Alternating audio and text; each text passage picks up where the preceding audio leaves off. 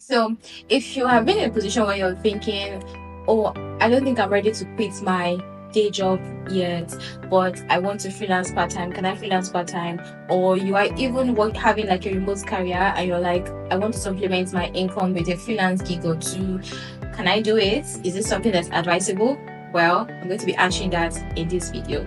Hello and welcome back to the Creative Being Woman. So this is the channel where ladies and work from home moms come to get tips, strategies on ensuring that their freelance or remote work career is being positioned right. So we only share realistic tips here, no generic advice, because you can Google that. Okay, so I'm not going to beat around the bush. Can you freelance part-time even when you have a full-time commitment? Yes. But then, if it's going to be right for you or if it's going to work for you, it's going to depend on a few factors. So that's what we'll be talking about. So let's go right into it. So the first thing first is that you have to, understand, or should I say, I have to ask you right now, what is driving this desire? Of course, no brainer. Who doesn't like extra income? I'm sure that's one of the reasons. So extra income, or maybe there are some skills that you have and then your current day job or your current remote career is not allowing you express that skill as much as you want, and you're like, okay, let me have like freelance skill, a freelance gig by the side that will allow me to make the most of this skill. That could be a reason. Or maybe you are looking to transition into another field, but you don't just want to go into it. Don't take the plunge.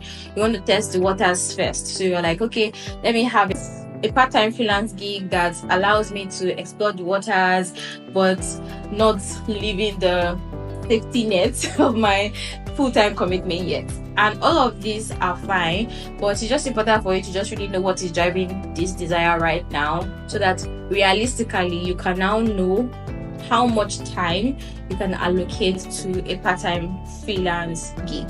All right, so with that, let's move forward. So the next point that I have listed here is that you have to consider your current commitments, because sometimes we just feel it's just a side gig, so I can take it up just a few hours, and we don't really sit down to consider all the things that require our attention. So if you are doing like a traditional 9 to 5, you have to evaluate what hours outside of your work hours is available to you, and not your sleeping hours. What spare hours do you have? So that will minus, okay, the time you spend commuting to the office and back. You definitely cannot concentrate on your part-time freelance gig while you are at your office, physical office. That is against the office standards. So you have to first of all evaluate how much spare time do you have when you get back from work, when you're eating or you're rested, how, and between when you have to sleep and wake up and go to work. You need to really evaluate that. If you are in a remote work setting, you also just need to say, okay, so outside of the time, the schedule that I have for this remote work career, what other time do I have as well? It's just that the content is a little bit different in a remote work career, because now while you're thinking of commuting and all of that in a traditional 9 to 5, when you're at home, you don't need to think about commuting. So maybe in that area, you just has to focus more on, okay, what are the times that I know that is not eating into my personal time? Because like I always say, when you are working from home, there's a very thin line between your personal time and your professional time. So you don't want to say, okay, let me just keep adding, and after all, I'm home, let me just keep adding. Before you know, you have zero personal time, and you just see that you're just working. So you want to check that.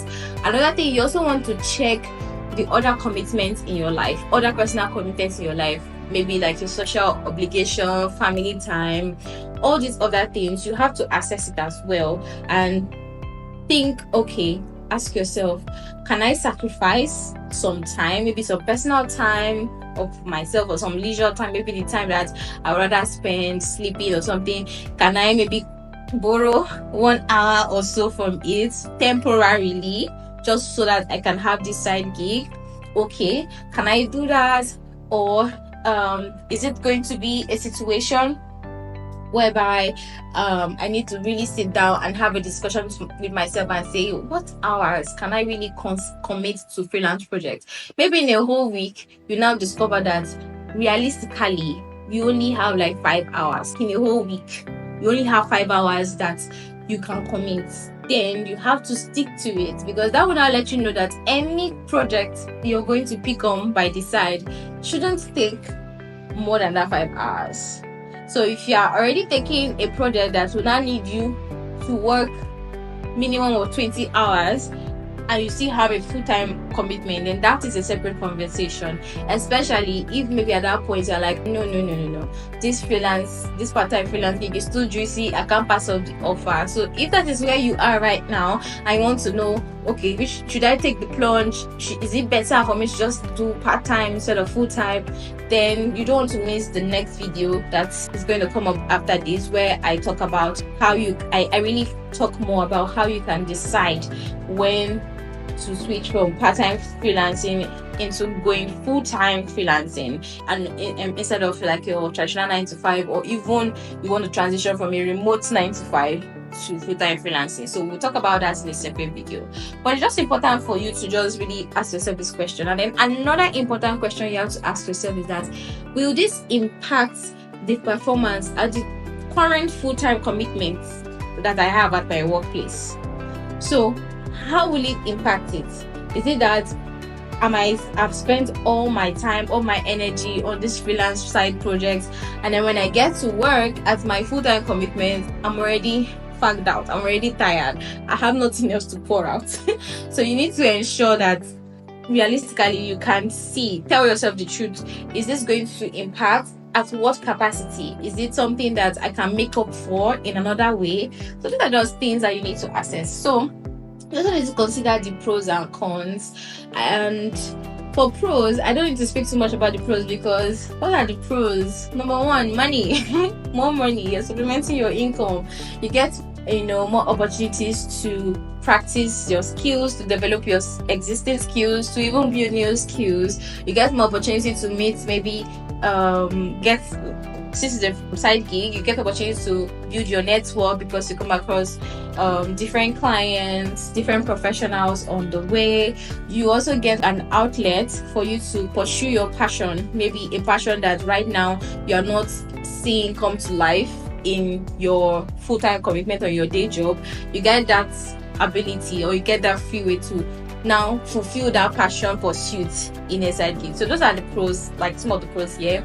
So now for the cons, I won't call them cons, I will call them challenges, because I don't think these are really cons, I think they're challenges. And one of it is time. There's only 24 hours in a day. I don't have 26 hours and someone else. Everybody has 24 hours. So your time is important. You need to really sit down and think about it, that there's going to be so much impact on your time. So that's one challenge that you will have to deal with, time. And that is why it's important that you are realistic about how much time you can allocate to this side gig. Another thing is burnout. When it seems like all your time is being taken up by work, you don't have time for anything else, then you are getting very close to burnout. And when it comes to managing burnout and speaking more of that, I will be talking about that in a separate video coming up later. So we'll go into more details about managing it and all of that. Don't worry, I got you. But most important thing is that you have to ensure that you are not pushing yourself to potential burnout, because when that happens, it's going to be loss on both ends, because it's going to affect your productivity as a full-time commitment, and it's not going to allow you to do good work on your freelance side project. So it's like almost losing on both ends. So that is one challenge that you have to think about. Another thing is the impact on your personal life. So the impact on the time you have to rest, to spend with family and friends. There are some impacts that is going to come in, and you have to think about it. So these are just some challenges that usually come with taking up like side projects when you have a full-time commitment. So now that we have talked about all of this, and you are like, I hear you, Blessing. I still want to take on side projects. Okay, no, fine, no problem, no problem. I got you. So I have 5 tips for you if you have decided that I know all the realities of what this is about and I still want to go ahead. Then let's get into the tips.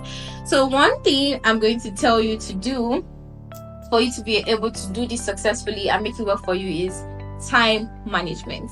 You have to be intentional about how you manage your time. You have to ensure that you set a schedule.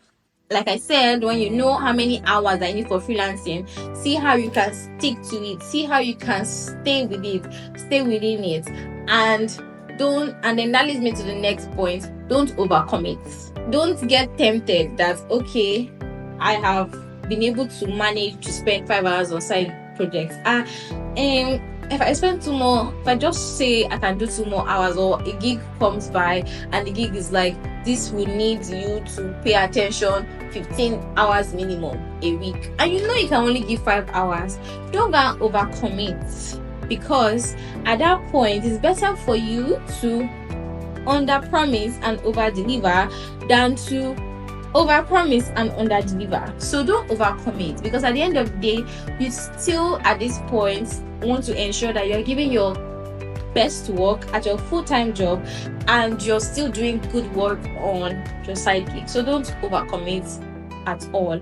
And like I said, if you now get an offer, maybe a side gig or a side offer that seems like it's so lucrative, it's so juicy, it's going to pay more than the current job you're doing, and you're like, maybe it's time for me to think about it, maybe I should just go full-time into this freelancing. Like I said, you don't want to miss the next video that is coming in. We're going to talk more about this in the next video. Okay, then the next thing that you want to do is to ensure, I want you to start small and build up from there. So don't just say I want to take on freelance gig and then just take on 5 at once, or you take on 3 at once. Start small, start with 1, and then engage it with how it balances with everything else. Then if by the time you take on that one, it seems that every other thing doesn't suffer, nothing suffers, it's still working out well, then fine, you can now decide that okay, maybe I can take on 1 more, or maybe I can take up 2 more. So just start with 1 and build up from there. Another thing I also want to say is that choose short-term projects, especially when you know that this is not a long-term thing. You just want something maybe for a while to supplement your income or thereabouts. Choose short-term projects, because some months you can't predict life, and life happens. So especially when you know that the day job you are working on right now is still very important to you. So maybe this month you have like some free time, and then you're like, okay, I can take a gig this month. This month I don't have so much workload or expectations at work, and so at that point you can take up like 1 or 2 gigs this month. Next month might be different. So if you take a freelance gig this month that you know is going to take, is for you to be done with that gig, it's going to take you 6 months or even longer, then you might need to have another conversation with yourself and also watch the video that is coming. This is the third time I'm saying it, because that video is also as important as this one, just to ensure that at every point in time you're making decision on what works for you best. So take short-time projects, especially when you're just starting out, you just want to start taking in side jobs. Then another thing I want to tell you is that offer services and skills that you're already good at. What that does for you is that you don't need to spend too much time thinking of learning, thinking of the learning curve, you can just get up and running. So you already have like a skill in graphic designing, or a skill in virtual assistance, or a skill in content writing or social media management, and it's something that you can do without spending too much time thinking or learning. That is going to be easier for you to offer as a skill, because that in that period you will know that okay, how many hours does it get me to get this done? I can get this done in 1 hour, I can get this done in 2 hours. It's different when you are new to the skill. When you're new to the skill, you might not be able to really tell how much time it's going to take you. So that doesn't mean that you can now freelance part-time in a skill you're learning. It's just like at the beginning, especially when you are still trying to supplement your income, it's advisable that offer skills that you're already good at, so that you are not like spending so much time with giving your time and your attention to your full-day job, then you're still trying to learn and still do great work on your side projects. Get it? So the next thing is ensure that as much as possible there's no conflict with your full-time commitments. And what I mean is that conflict is, I'm talking about competition wise. So who you are going to be offering your other skills to, you have to be careful that they're not like a direct 100% competitor, strong competitor to the full-time commitment you're already working at, because your reputation is also like at risk here. And two, like it or not, we live in a small world, so ensure that you check the contracts you have with your current employer, and don't put yourself in a position where it looks like the confidentiality or the trade secrets that your full-time commitment job has, you have exposure, you have rights to. It now looks like you are taking those things and then giving it to a competitor. I'm not a lawyer, but I'm sure that is like a breach of contract or something. And then my final point, take care of yourself. You are your biggest asset. You are the one doing this, so you have to take care of yourself. You have to think that it's not always about work. If you get burnt out, you lose both ways. You can't do great work at your long-term commitment. You can't do great work at your freelance, at your part-time gig. So take care of yourself, and as much as possible, no matter the capacity that it comes in, try to see how you can buy back some of your time. So now that you have started making some money from your side gigs, try and see, okay, is it that before, when I was only working full-time, I could still have time to meal prep, I could still have time to cook. Maybe now I need to for me to be able to have more time to rest or spend time with family. Even with all of this commitment, I need to have someone go to the market for me, or I need to save up and get a washing machine or get my laundry sorted, or I need to save up and have someone help me clean or hire someone to do it. It might be different for you. So but in whatever capacity, no matter how little it is, see how you can buy back some time for yourself. Okay, because like I said, even if you decide that you're going to take 10 gigs, you still have 24 hours. So your hours are not going to increase. The day will not slow down for you. So just ensure that as much as possible you take care of yourself, you don't get yourself burnt out. And when it comes to outsourcing and all of that, don't worry, I got you. I'm working on a video on that as well, and we'll talk more about it. And that brings us to the end of today's video. So if you want to learn more about, okay, should I start freelancing full-time or freelancing part-time, there is a video that's going to come up after this one that I'm working on, and I will go deep into like a little bit more detail and answer that question for you. So in conclusion, my dear ladies, the question is not about can I freelance part-time. It's not always about can I do this. Many times the answer is yes. The thing that you need to think about is that, will this work for me right now? Is this something I can do right now? And only you can answer that question. No one can answer that question for you. So I hope this video was helpful. I hope that you gained one or two things. Let me know your experience or questions in the comments below, and I'll see you in the next video. Bye.